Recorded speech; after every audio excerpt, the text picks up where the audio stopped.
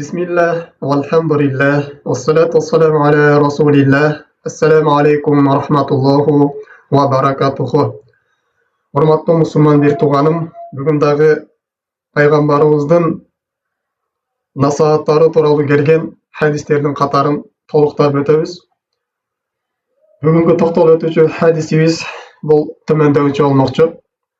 Ан Зайд бин Халид ал-Juhani радиаллаху анху قال Zayd bin Khalid Juhani, andan Allah Teala razı olsun, sahabi kişi aytat: Salla lana Rasulullah sallallahu aleyhi ve sellem salata subhi bil Hudaybiye ala isri sema'in kanat min al-leyl felemmen sarafa aqbala alan nas faqala.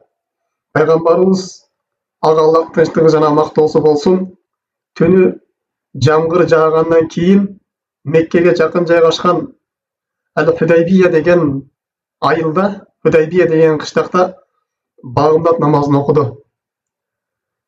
Багымдат намазын бүтүргөн соң элге кайрылып мындай деди: Hal tadruna ماذا قال ربكم? قالوا الله ورسوله أعلم. Силер билесиңерби?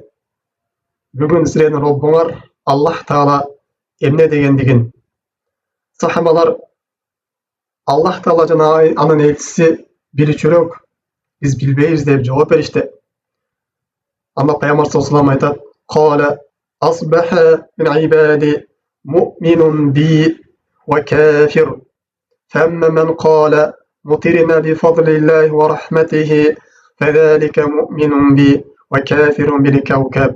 Amma men qala mutirna bi naw'in kada ve kada فَذَٰلِكَ كَافِرٌ بِهِ وَمُؤْمِنٌ بِالْكَوْكَبِ."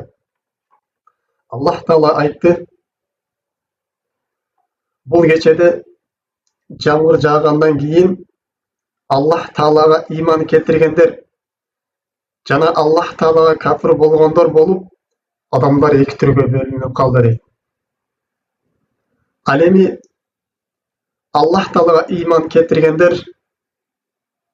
бизге Allah Teala'nın райымы жана фазилети менен жамгыр жаады деп айткандар Allah Teala'га иман келтирип, жылдыздарга кафир болду. Ал эми бизге паланча жылдыздын таасиринен жамгыр жаады деп айткандар Allah Teala'га кафир болуп, жылдызга иман келтиришти дейт. Бул хадис сахих хадистердин катарында чыгарган. Эми урматтуу мусулман бир тууганым, мына ушул хадис аябай негизде болгон хадистерден жакшылап маани беришибиз керек. Эми бул хадистен алынып турган көптөгөн пайдалар бар.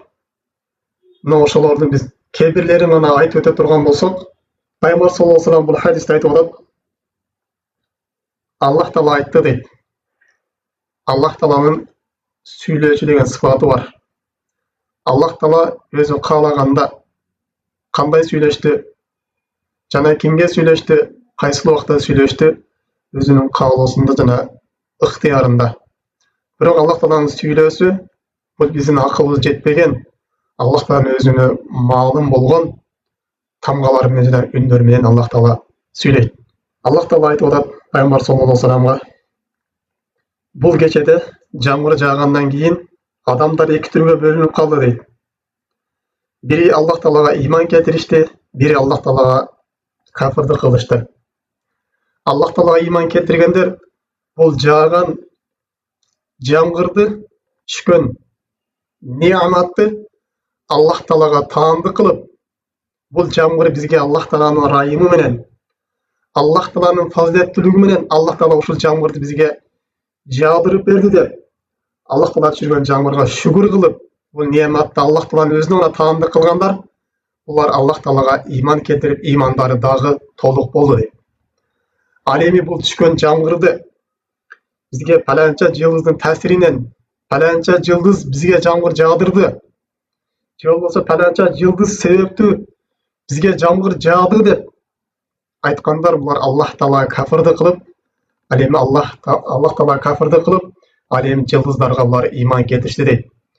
Эми урматтуу мусулман бир тууганым, Маселен көбі ушул жерде. Кимде ким эгер жамгыр жаый турган болсо, ушул жамгыр бизге паланча жылдыздын себебинен бизге жамгыр жаады деп айта турган болсо, анда бул кичинекей ширик болуп калат.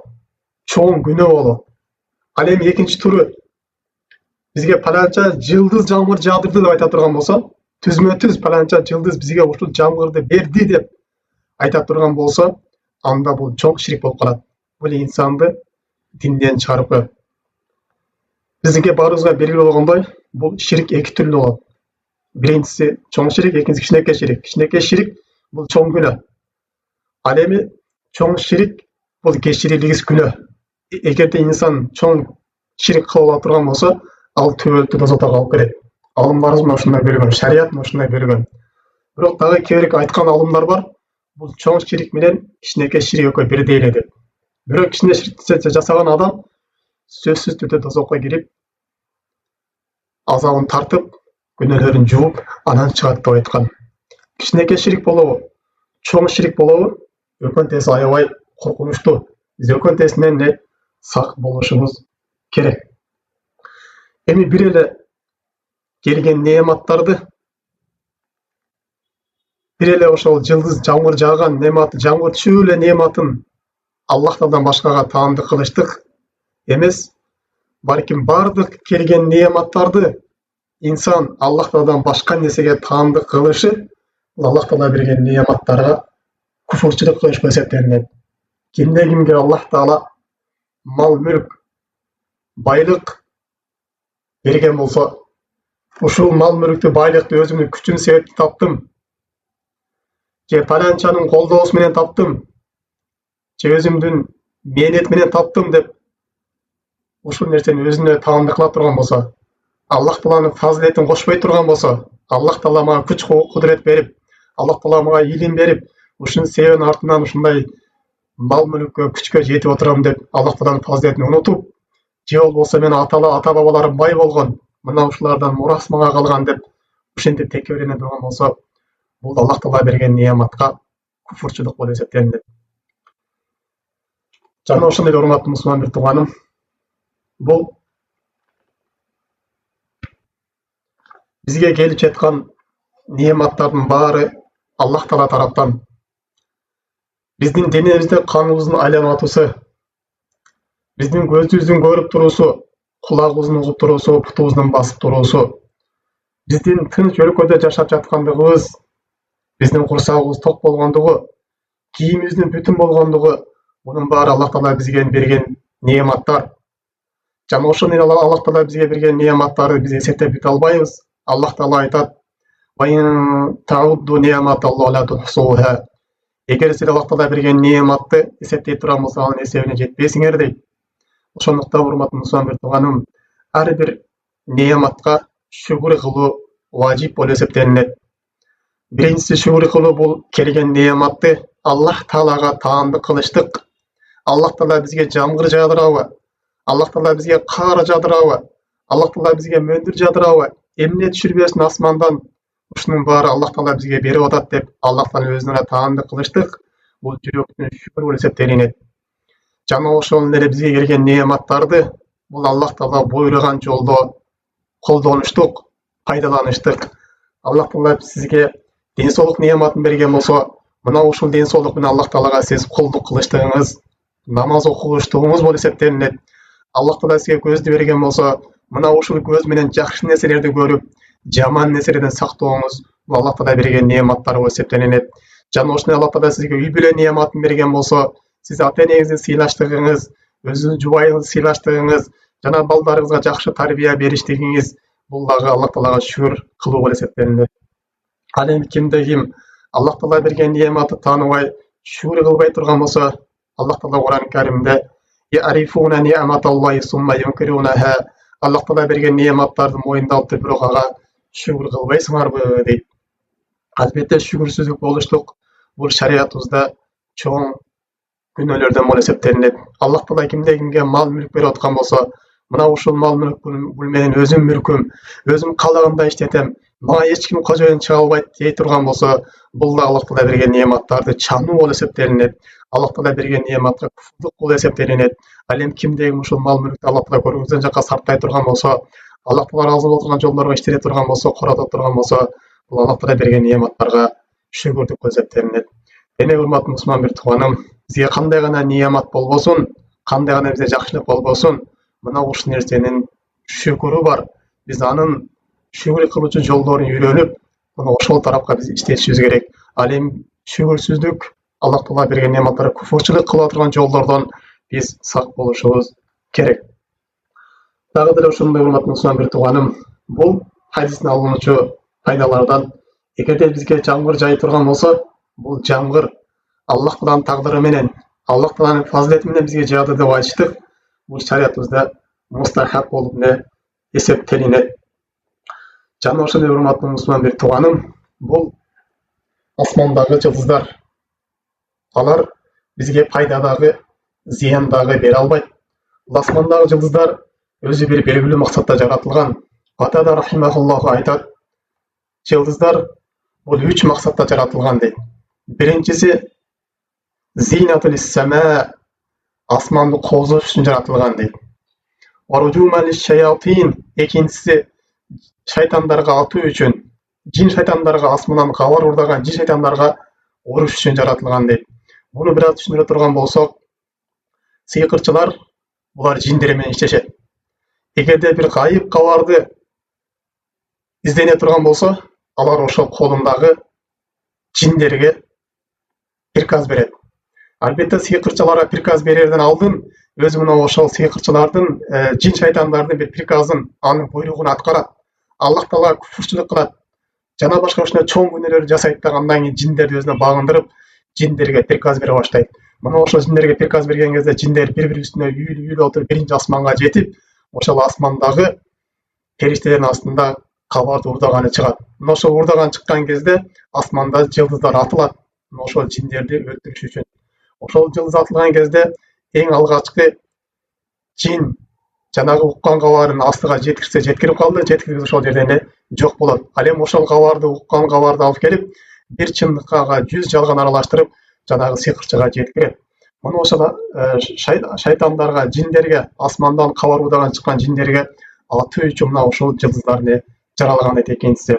Ал эми үчүнчүсү аламатын юхталибиге, ошол талаада адашып калган адам кыбланы таап алыш үчүн, чыгыш каякта, батыш каякта, түндүк каякта, түштүк каякта билип алыш үчүн мына ошол нерсе жылдызда жаратылган дейт. Аман тауала бия гойра залика ахтаа. Ал эми кимде ушу 3 максаттан башка нерсени дагы издей турган болсо, чындыгында ал адашты дейт. Бул жылдыздар паланча жылдыз себептүү, же жылдыздар төргөсүн ачып, мына жылдыз көрүнүп калыптыр, бул жылдыздар мындай болот деп кыла турган болсо, бул биз жогоруда айткандай же чоң ширик, же кичинекей ширик болуп эсептелинет. Же болбосо жылдыздар себептүү бизге ушул жамгыр жайт, паланча жылдыз көрүнүп калыптыр, ошол бизге жамгыр жаадырды, же ошол жылдыз себептүү бизге жамгыр жаады деп ушинтип жамгыр жаалсын жылдыздарга таанды кыла турган болсо, бул дагы жогоруда айткандай чоң күнөө болуп эсептелинет. Демек урматтуу мусулман бир тууганым, бүгүнкү сабагыбыздан алынуучу кыскача пайда бул биз ар бир бизге келген неаматтарды Аллах Тааладан деп гана билишибиз керек экен. Аллах Таалага таанды кылып, мына ушул нерсенин шүгүрүн аткарышыбыз керек экен. Экинчи урматтуу мусулман бир тууганым, биз бул келген неаматтарды башка нерсеге таанды кылыштыктан сак болушубуз керек. Эгерде ошол мага себеп болду деп айта турган болсок, паланча жылдыз себептүү бизге жамгыр түштү, же кар түштү деп айта турган болсок, бул кичинекей ширик болуп калат экен.